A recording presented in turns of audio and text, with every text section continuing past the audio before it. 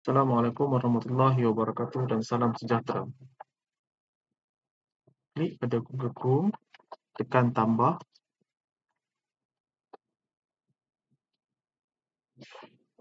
login akaun CM3 sekolah masing-masing.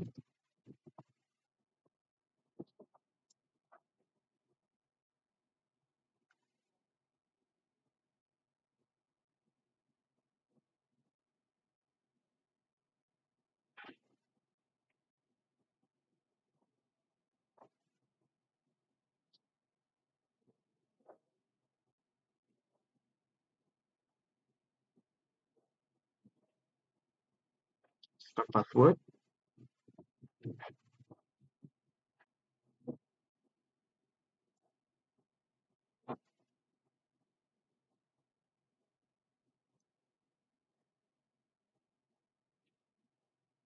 Next. Yes, I in. Okey, masukkan alamat akaun delima untuk pergi ke modul perekodan titik kemahiran murid.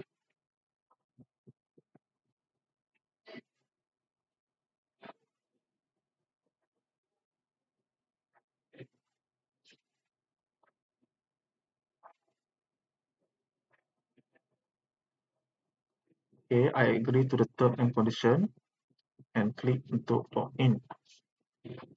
Okay, klik kepada username yang telah di login sebelum ini.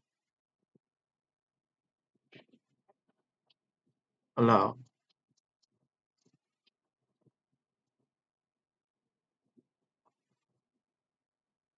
Okay, tuan klik kepada ikon tangan iaitu pengumpulan data literasi dan numerasi tahap 1. Di sini ada beberapa ikon. Tuan hanya fokus kepada borang pengumpulan data literasi dan numerasi tahap 1. Tuan juga boleh mendownload template offline pengumpulan data literasi dan numerasi tahap 1 untuk mengumpulkan maklumat-maklumat daripada guru mata pelajaran sebelum dikunci masuk ke dalam borang pengumpulan data literasi dan numerasi tahap 1. Kita lihat bagaimanakah bentuk borang template bagi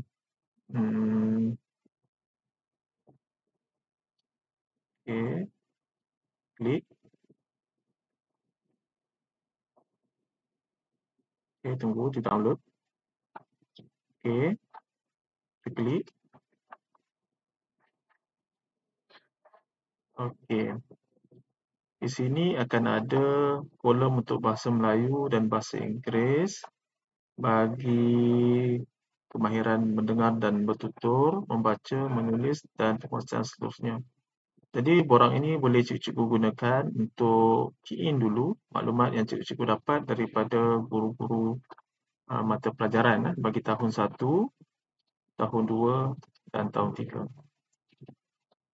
Baik, jom kita lihat bagaimanakah bentuk borang pengumpulan data literasi dan numerasi tahap 1.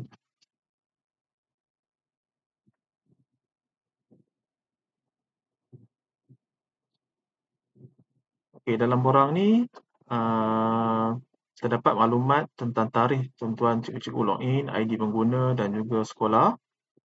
Dan ada tab untuk tahun 1, tahun 2 dan tahun 3. Okay, dalam setiap tab ni ada ruang untuk bahasa Melayu, bahasa Inggeris dan matematik. Dalam ruang matematik ni telah di-disablekan, yang mana kita tidak perlu mengisi apa-apa berkenaan dengan matematik dalam lajur matematik. Okey, kita fokus kepada bahasa Melayu dan juga bahasa Inggeris. Jadi sebelum itu mungkin tuan-tuan boleh kita lihat contoh bagaimana mengisi data PBD tahun 1, tahun 2 dan tahun 3 untuk mata pelajaran bahasa Melayu dan bahasa Inggeris. Okey, kita lihat contoh murid tahun 1. Pertama kita key in jumlah murid. Katakanlah jumlah murid di sekolah ini adalah 15 orang. Okay. Untuk TP1, kita perlu isi data murid yang mendapat tahap penguasaan TP1 bagi mendengar dan bertutur berapa orang, membaca berapa orang, menulis berapa orang yang dapat TP1. Sebagai contoh, untuk mendengar dan bertutur yang mendapat TP1 1 orang. Okay, yang membaca mendapat TP1 seorang. Dan yang mendapat TP1 untuk menulis seorang. Tetapi untuk bilangan yang mendapat TP1 keseluruhan bagi bahasa Melayu adalah seramai 2 orang. So, kita kira 2 orang. Okey, seterusnya kita lihat untuk TP2. Okey, yang mendapat TP2 bagi mendengar dan bertutur seorang. Membaca seorang. Menulis pun seorang. Tapi yang mendapat TP2 bagi keseluruhan adalah seramai 2 orang. So, kita kira 2. Okay, untuk TP3, satu membaca dapat TP3 ada seorang dan menulis yang mendapat TP3 tiada. So, sudah kosong. Okay. Untuk TP4 yang mendapat TP1, TP4 seorang, yang mendapat TP4 bagi membaca seorang, yang mendapat TP4 untuk menulis tiada. So, tulis kosong. Tetapi bilangan yang mendapat TP4 adalah seramai 3 orang. Kita kira 3 di ruang itu. Seterusnya kita lihat untuk TP5 yang mendapat TP5 bagi mendengar dan bertutur seorang.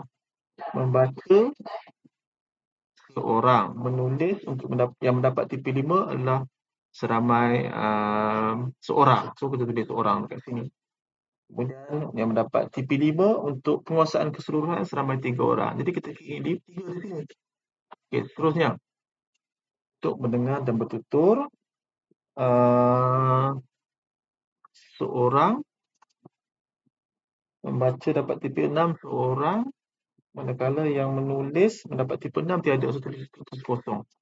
Okey, penguasaan keseluruhan di sini adalah seramai 2 orang dapat tipe 6. Okey, kita tak boleh bergerak ke menu seterusnya ataupun kita tak boleh tekan next selagi kita belum lengkapkan data dalam page untuk tahun 1 ni. Jadi kita kena lengkapkan. Contoh di sini ada penguasaan keseluruhan untuk TP3, saya tak lengkapkan. Jadi kata kelas di sini adalah 3 orang. Jadi kita lengkapkan. So kita lengkapkan dengan angka yang samalah sebagai simulasi. Okay, 2. Sini.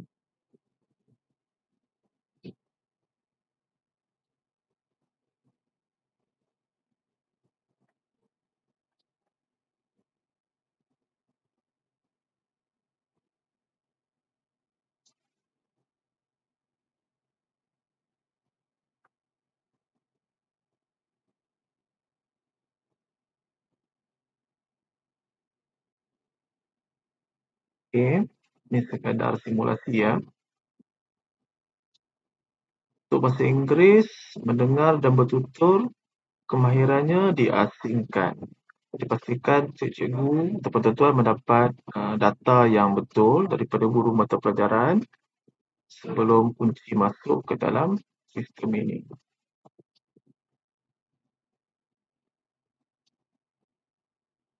Bagi data yang tiada bilangan murid di situ, tuliskan kosong. 15. Okey. Jadi kita lihat di sini bilangan murid yang ditaksir bagi bahasa Melayu 15 orang, jumlah murid yang ditaksir juga bagi bahasa Inggeris 15 orang, sama dengan jumlah enrolment murid bagi tahun 1. Keseluruhannya adalah 15. Kemudian baru boleh cikgu semua pergi ke page yang berikutnya untuk mengisi murid tahun 2, tahun 3 dan sekiranya telah selesai keseluruhannya, bolehlah tekan hantar. Jadi saya tak boleh tunjuk keseluruhannya sebab saya menggunakan page daripada sekolah yang saya pinjam ID-nya sekadar untuk memberi simulasi kepada cikgu-cikgu sekalian.